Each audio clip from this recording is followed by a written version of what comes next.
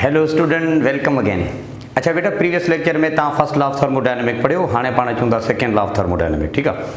अच्छा, second law of thermodynamic में ॿ साइंटिस्ट हुआ जिन्हनि पंहिंजूं स्टेटमेंट ॾिनियूं।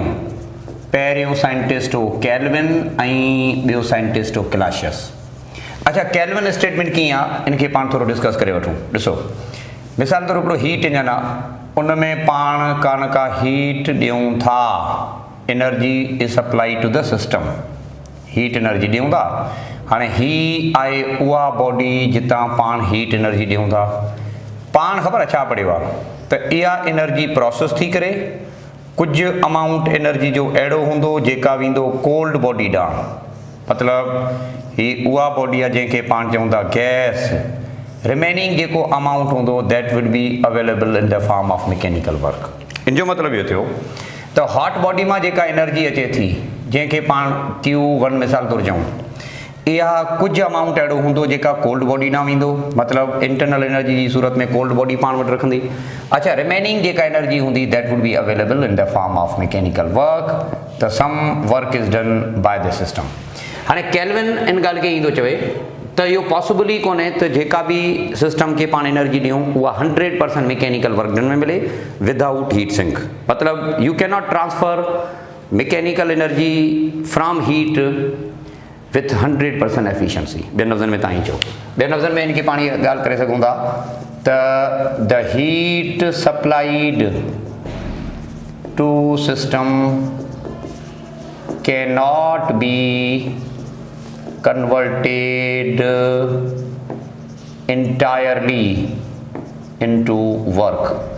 100% तव्हां वर्क डन में कोन था कन्वर्ट करे सघो विदाउट हीट सिंक। माना सिंक खां अलावा, सिंक माना नुक़सान खां अलावा तव्हां 100% मैकेनिकल एनर्जी कोन था वठी सघो। या ॿियनि लफ़्ज़नि में चओ, there can not be any kind of engine which can perform maximum work 100%। या अञा ॿियनि लफ़्ज़नि में आइसोथर्मल प्रोसेस जेको आहे उहा प्रैक्टिकली पॉसिबल कोन्हे को। या वाला ईअं मां चओ त there can not be a machine which can drive maximum work without heat sink. मतिलबु ॾिसो न, इहो पॉसिबल ई कोन्हे को पुटु। जेका बि पाण हीट एनर्जी ॾियूं 100% वर्क डन में मिले, माना एॾा गैस खे एनर्जी न मिले या इंटरनल एनर्जी चेंज न थिए ऐं 100% पाण खे जेको ही मिले, that is not possible practically. So heat engine is the best observation for this particular. त केल्विन स्टेटमेंट जो मतिलबु इहो ई आहे, ऑलमोस्ट ईअं सम्झो फर्स्ट लॉ ऑफ थर्मोडायनेमिक जो ई आहे न। उनमें तव्हां जेका हीट इंजन जी ॻाल्हि था कयो, हिते बि सिंपली ॻाल्हि करे थो त heat flow from hot body to the cold body with some heat sink. मतिलबु हॉट बॉडी अवांजी कहिड़ी आहे, जनरली असां ॻाल्हि कयूं था उहा बॉडी जेका असां एनर्जी ॾियूं था। कोल्ड बॉडी कहिड़ी आहे, जेका बेटा गैस आहे। त with some mechanical work you may cause the flow of heat from hot body to the cold body.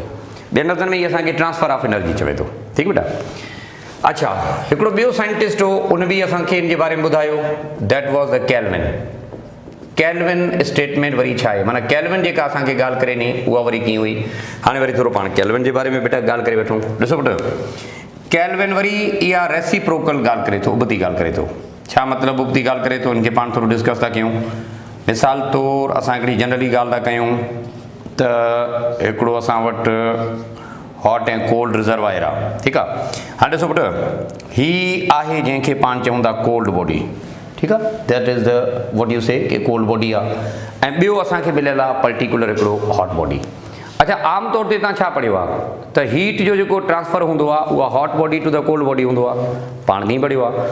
पर हिते जेका ॻाल्हि करे थो उहा ईंदो करे त अव्हां जेकॾहिं चाहियो त रेसिप्रोकल फ्लो कराए सघो था। मतिलबु you may transfer the flow in reciprocal manner as वेल।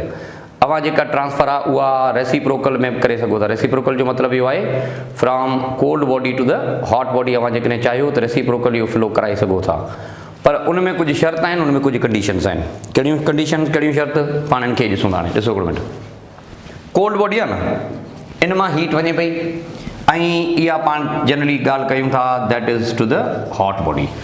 अच्छा, transfer of heat from cold body to the hot body तव्हां करे सघो था, पर शर्त इहो आहे त उन में तव्हांखे कुझु न कुझु एक्सपेंडिचर ऑफ एनर्जी करिणो पवंदो। मतलब हिते पाण खे वर्क जेको आहे उहो बाय द सिस्टम न, work is done on the system. ॾिसो त इनवर्ड एरो जो सिंपली मतिलबु इहो आहे त some work is done on the system.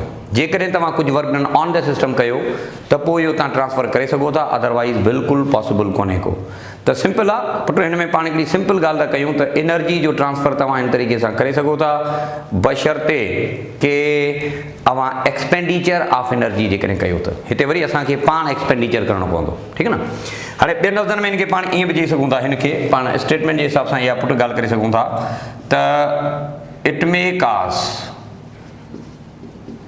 The flow of heat, U may cause the flow of heat, मतलब हीट जो तव्हां फ्लो कराए सघो था फ्रॉम कोल्ड बॉडी, मतलब कोल्ड रिजर्वायर खां टू हॉट बॉडी। पर शर्त कहिड़ो, लाज़मी तौर ते तव्हांखे कान का एक्सपेंडिचर करणो पवंदो। जेकॾहिं तव्हां एक्सपेंडिचर कयो था, जेकॾहिं तव्हां को लॉस वग़ैरह कयो था त you may cause the flow of heat in reverse direction. त ॾिसो हिन में असां हॉट टू द कोल्ड चऊं था, हिन में असां कोल्ड टू द हॉट चऊं था, माना एक्सपेंडिचर तव्हांखे कोन को करणो पवंदो पुट। हिते एक्सपेंडिचर लफ़्ज़ जो मतिलबु इहो आहे त work is done on the system. जेकॾहिं तव्हां work done on the system कयो त you may cause the flow of heat in reverse direction as well. त ॾाढो सिंपल जेको जो कॉन्सेप्ट आहे उहो इन तरीक़े सां थर्मोडायनेमिक जे हिसाब सां पाणी था चऊं। अच्छा, कहिड़ी मशीन आहे जेका हिन जे प्रिंसिपल जे मुताबिक़ कमु थी करे, त सिंपली पाण ॻाल्हि कंदासीं रेफ्रिजरेटर, फ्रिज जेको हूंदो आहे न, it works on the principle of kelvin statement, पंहिंजो क्लासियस स्टेटमेंट। हिकिड़ी केल्विन आहे, सॉरी ॿी आहे वञी कड़ी क्लासियस स्टेटमेंट, ठीकु आहे न। त क्लासियस स्टेटमेंट छा थो चवे त you may cause the flow of heat, ही केल्विन कोन्हे को, ही तव्हां रिव्यू करे वठो, हिनखे सही करे वठो, दैट इज़ द क्लासियस, ठीकु वठो। क्लासियस स्टेटमेंट छा थी चवे त you may cause the flow of heat from a body at low temperature to a body at high temperature, या हीट में flow from cold body to the hot body. पर शर्त इहो आहे त तव्हांखे को एनर्जी जो लॉस करणो पवंदो या एक्सपेंडिचर करणो पवंदो। हाणे ख़बर फ्रिज में छा आहे, जॾहिं पाण इलेक्ट्रिकल एनर्जी जो लॉस था कयूं या का इलेक्ट्रिकल एनर्जी जो पाण जेकॾहिं यूज़ कयूं था त पोइ पाण हिनखे रिवर्सेबल मैनर में कन्वर्ट करे सघूं था। जेकॾहिं मां इलेक्ट्रिकल एनर्जी जो लॉस न कयो त पोइ तव्हां कोन था करे सघो। त ॾाढो जेको सिंपल मैकेनिज़म आहे हिन जो उहो आहे त हीट तव्हां फ्लो कराइणु चाहियो त कराए सघिजे थो, पर उन में ईअं आहे त तव्हांखे को एक्सपेंडिचर ऑफ एनर्जी करणो पवंदो। त ॾाढो पुट सिंपल केस, ॾाढो सिंपल एग्जाम्पल, ॾाढी सिंपल ऑब्जर्वेशन जेका पाण क्लासियस स्टेट में कयूं था। हलो, हाणे ॿई स्टेटमेंट सही आहिनि या ग़लति आहिनि? बिल्कुलु आहिनि। अच्छा, ॿई हिक ॿिए जे रेसिप्रोकल आहिनि। हाणे पुट रेसिप्रोकल जो मतिलबु ख़बर छा आहे त केल्विन जेका ॻाल्हि करे थो उहा चवे थो हॉट टू द कोल्ड। अच्छा, क्लासियस कहिड़ी ॻाल्हि थो करे, cold to the hot. Kelvin चवे थो तव्हांखे एनर्जी जो को लॉस थींदो, केल्विन अकॉर्डिंग टू केल्विन, माना का न का एनर्जी गैस पाण वटि रखंदी इन the form of internal energy. Clausius वरी चवे थो त तव्हांखे पहिरियां एक्सपेंडिचर करणो पवंदो, वंस तव्हां एक्सपेंडिचर कयो उन खां पोइ तव्हां इहा ऑब्जर्वेशन करे सघो था। हाणे थियोरेटिकल पुट ॾाढो अव्हांजे सिलेबस में का मैथमेटिकल अजम्पशन कोन्हे को, त पाण इनखे थ्रू कोन था वठूं। इक्वलेंसी ज़रूरु आहे, छाकाणि त हिकिड़ी जेका मशीन आहे उहा अव्हांजो हॉट टू द कोल्ड थी डिफाइन करे, ॿी जेका मशीन आहे उहा वरी कोल्ड टू द हॉट थी करे। रेसिप्रोकल आहिनि ॿई।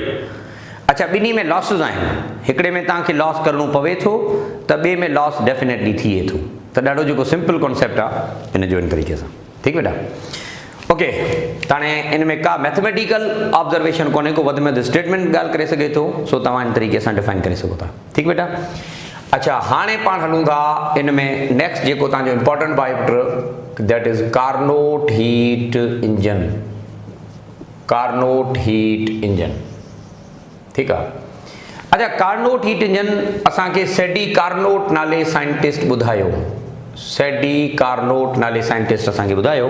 हिन मशीन जो नालो आहे simply we can say heat engine. अच्छा, ही आम हिकिड़ो हीट इंजन आहे, सिर्फ़ु असांखे उनजे बारे में या उनखे वधि में वधि मैकेनिकल वर्क करण जे लाइ असांखे हिकिड़ी ॻाल्हि ॿुधाई वई आहे, ऐं उहा ॻाल्हि कहिड़ी आहे पुट, थोरो ध्यानु ॾियो। हाणे हिन जे बारे में पाण ॻाल्हि कंदासीं त heat engine which can perform, अहिड़ो हीट इंजन जेको असांखे वधि में वधि वर्क डन परफॉर्म करे ॾे विथ लेस या घटि में घटि या ईअं चओ नेग्लिजिबल हीट सिंक।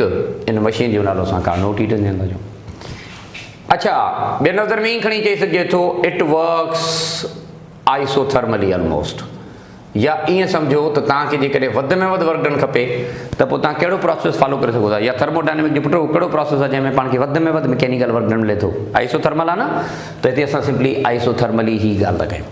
ओके हाणे को ही स्टेटमेंट आहे, तव्हां जेके 4 प्रोसेस पढ़िया फर्स्ट लॉ ऑफ थर्मोडायनेमिक में, उनमें उहो कहिड़ो प्रोसेस आहे जंहिंमें पाण खे वधि में वधि मैकेनिकल वर्क डन मिली सघे थो, उहो आइसोथर्मल हो न, त हीउ उनजो मैकेनिज़म ॿुधाए थो, जेकॾहिं तव्हां आइसोथर्मली सिस्टम खे ऑपरेट कंदो मैक्सिमम मैकेनिकल वर्क डन तव्हांखे मिली सघे थो।